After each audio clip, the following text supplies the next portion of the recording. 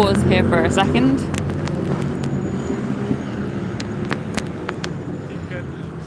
So right now I am on the right hand side of Tower Bridge, which is the side of the road that you need to be on if you're going to the Tower Bridge exhibition. That's where the ticket office is in the entrance. And as you can see, to the right side of us, we have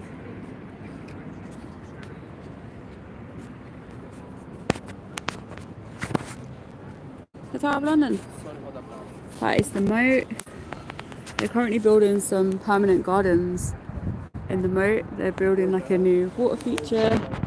And it's all legacy from the Queen's last Jubilee. But yeah, you can see the outer battlements of the tower. And right behind these walls, that's actually where most of the yeoman warders live with their families.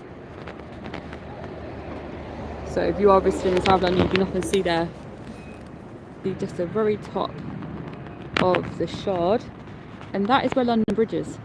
And a lot of people make the mistake of trusting Google, quite frankly, and when they trust Google, it shows them pictures of Tower Bridge claiming it's London Bridge, which obviously causes a lot of confusion because people come out of London Bridge station and then they're really confused because London Bridge is quite a plain concrete bridge.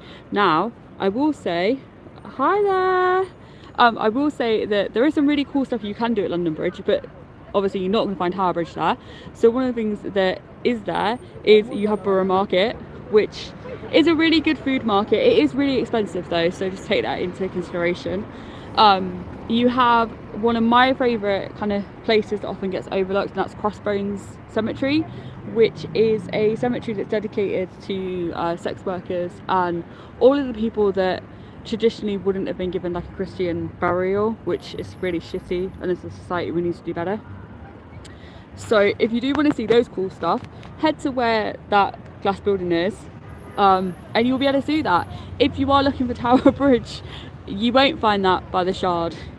You will just find lots of confusion. And again, as I mentioned earlier, this is in part because when you Google Tower Bridge or London Bridge, it shows you pictures of Tower Bridge under both results, which obviously if you're a tourist and you're planning your visit to London, that's got to be hella confusing. So this is the Tower of London. It is really cool. It's one of my favourite buildings. And where you've got all these glass buildings over there, that is the back end of the City of London. So you can see that they were all having a competition to see how many different oddly shaped buildings they could put up there. And if you are looking at wanting to go up high and get a view of London, you don't have to go to a Shard of Glass. In fact, I kind of recommend you don't because it's quite expensive and overrated. There are several buildings located in the City of London where you can go and get this same view free of charge. Now, most of these do require you to book a ticket via their websites in advance. Several examples, you have a Sky Garden, which is one of the taller buildings over there. You also have Horizon 22. But yeah, if you Google free observation decks London, it's going to show you about 5 or 6 different options that you can just go on their websites, book a free ticket, and then you can take in an amazing view over the top of London without having to spend 15 or 20 pounds. But I'm showing you that over there because that is where you're going to come out if you're coming out from either Tower Hill or Tower Gateway station. And then you just need to follow one of the many signs towards the Tower of London to find it. I mean, the tower is right in front of it. But if you are looking for Tower Bridge, just trust the signage. It will take you in the right place, because when you first come out, this massive building is blocking the view of this bridge. And what I'm going to do now is I'm just going to walk over this bridge to kind of show you some of the details on the bridge. But this is the bridge that you'll be wanting to come and actually get your pictures on. If you are looking at getting like your Instagram shots and you want the bridge in the background, don't do it on the bridge. And the reason I say that is the bridge is incredibly popular with, as you can see, people and cars. If you go over the other side, hi there Lydia, if you go over the other side of the bridge, and I'm going to show you this because I'm going to walk you all the way over the bridge, there is an area of grass where you'll be able to stand, you'll be able to get your photos with the bridge in the background, And also, when you then do a 180 turn, not only can you get the Tower of London in the background, you can also get the Shard and a whole bunch of other kind of interesting things. So what you've got here is you have another way to get up onto the bridge. This is the very back of the Tower of London. So obviously this traditionally, this was a moat. And I say this is a moat, so this was also a moat. All of this ground that all the tourists are currently walking on would have actually been, they would have been walking in water. The River Thames used to be a lot wider during the Victorian era to try and solve some issues they were having with massive pollution and sewage, and the fact that the Thames absolutely sunk to high heavens. The Victorians put in new drainage and they made the Thames slimmer. So all of these people down here, they would have been in the Thames. So I hope they can all swim. But yep, if you come back over here, so again, there is two sides to the tower. You can come up on either side, so just be very careful when you come up the stairs that you want to be on the left hand side if you're just wanting to get across the bridge. You've got places you want to be, you don't want to be getting in the way of tourists, go on the left hand side. If you want to come onto Tower Bridge, you want to go to a Tower Bridge exhibition, you need to be on the side that I'm currently on, which is the right hand side. So there is stairs that will bring you up just right at the back of the Tower of London. So if you do want to walk between the two places, you can. Or you can do what I did, which is come up the long way by going up the side of the moat of the Tower of London. It's a more scenic route. So we are going to basically start to walk into a wall of people here. As I said, tourists everywhere. That's not a bad thing, it's just that when you are coming into these busy areas, do what I do. Don't stop. Just don't stop randomly, or if you're going to stop, just be mindful of other people. Because no one wants to walk into other people. So I'm just going to show you some of the detailing that you have on this bridge. It does need a kind of coat of paint, but these are the colours that it originally was painted. So for quite a few years it was painted more muted colours, and when they last did it, they decided to repaint it in its original colours, which is, it's nice. It's not my colour palette, but it is nice. See here, we've got other people queuing in to go into the exhibit. One thing to bear in mind is if you aren't going into the exhibit at this point, you just do have to hang to the right here. We're going to go around the side, the entrance, obviously in the middle of the bridge. We've got the cars. Please don't attempt to walk in the road. It will end badly. So we are going here. When I do this, I'm going to show you a few things of interest. So, we have a Tower of London. That's the back end of the Tower Bridge. That's the Tower of London. That's the City of London. The building that looks like the Nokia phone, and for those of you who were born after me and are younger, trust me, it looks like a Nokia. Some people apparently used to call it a cheese grater, but that is the Sky Garden right there. And as you can see, it is directly opposite the Shard of Glass. So you go to the Shard, you're going to pay. Go to a Sky Garden or Horizon 22, don't pay. You can make your own mind up on that. But I'm just going to show you here. You see that really plain, boring bridge in the background behind the HMS Belfast? That really kind of pathetic looking plain concrete bridge. That is London Bridge. You do not want to go there if you want to come to Tower Bridge, because you will end up stood there with a really nice view of Tower Bridge, but you won't be on Tower Bridge. Yet to the left, you basically got HMS Belfast, Shard, and you can actually walk from Tower Bridge all the way to London Bridge and vice versa. And you can do what I'm going to do later, which is if I swing you around here, you will see right there, that monument there that's got the golden dome.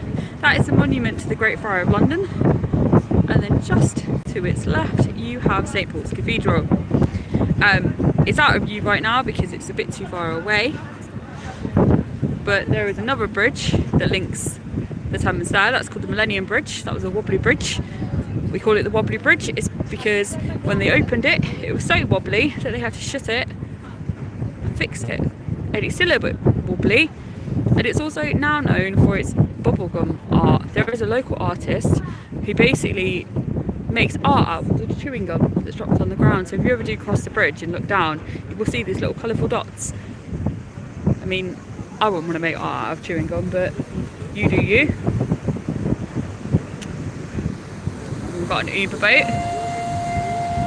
That's a Thames Clipper. They are a really good way of getting about on the Thames if you don't want to pay 20 quid for a really shit tourist recording.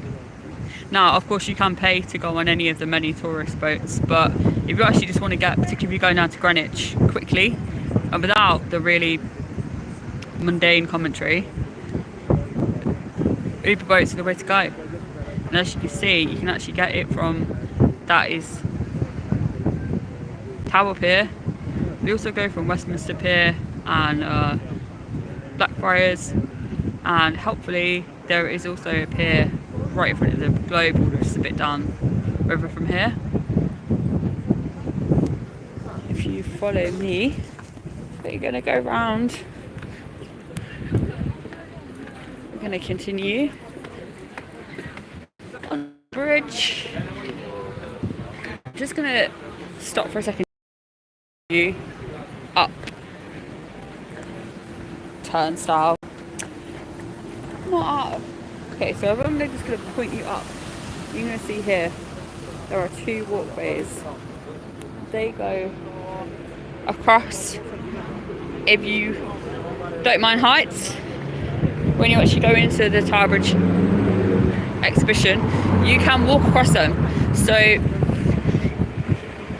when the bridge was designed, they designed the walkways so that people could effectively go up, walk across the bridge and be out of the, the elements.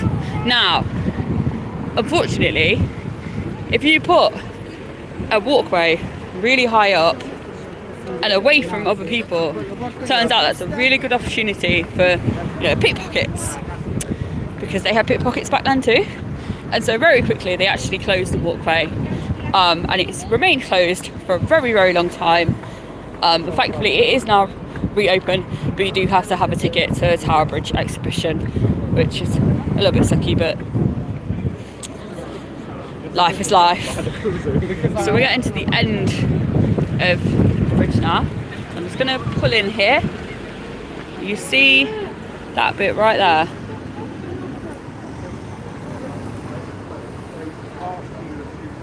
Not a strange, weird UK earthquake. That is where the bridge lives.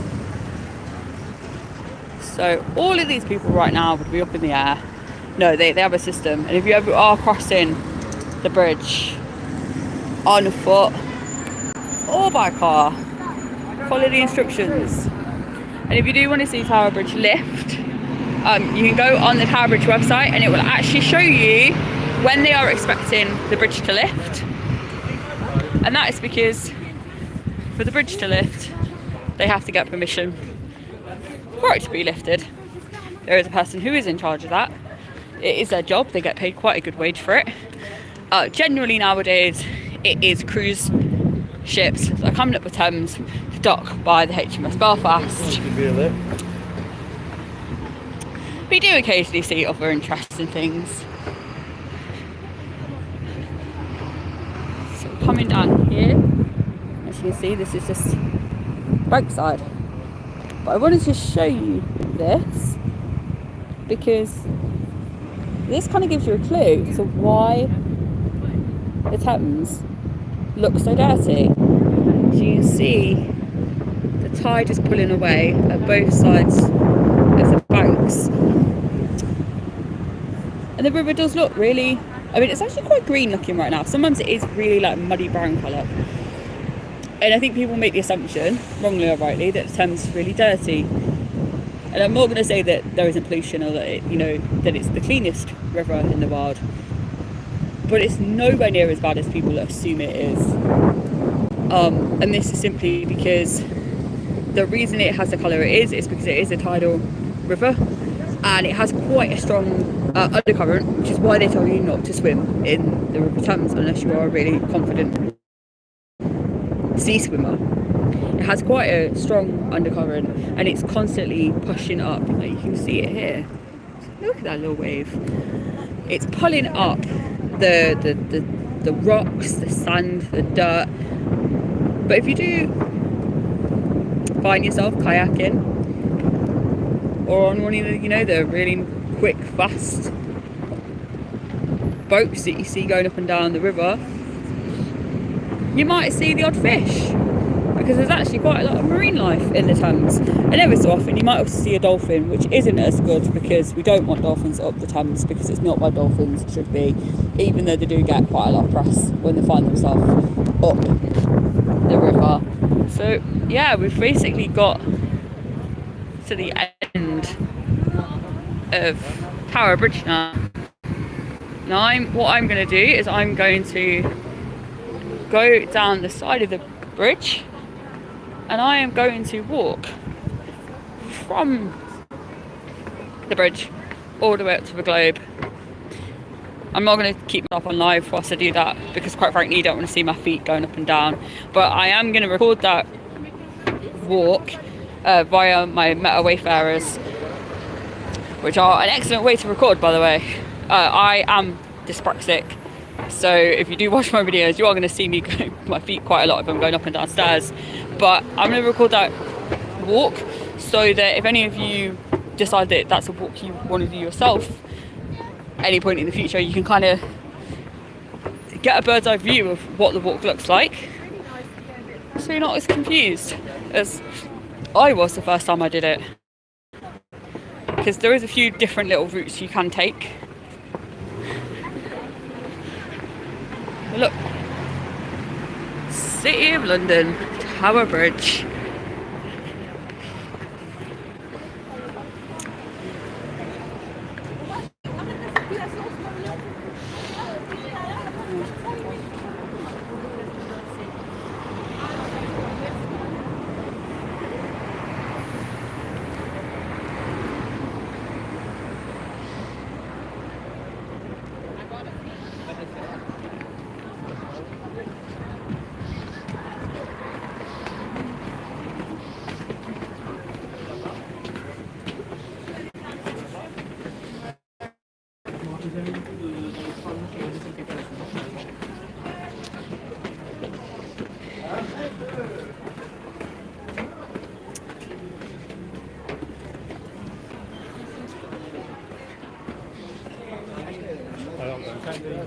And what we've got here is, if you have found yourself visiting the Tower Bridge exhibition, this is kind of where you come out at the end, and right here there's the engine rooms and a shop, and that is included in your ticket price. You'll get given a separate little paper ticket to go in.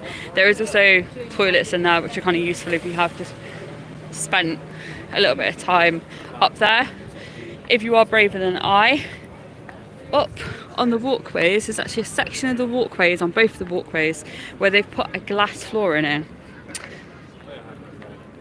No.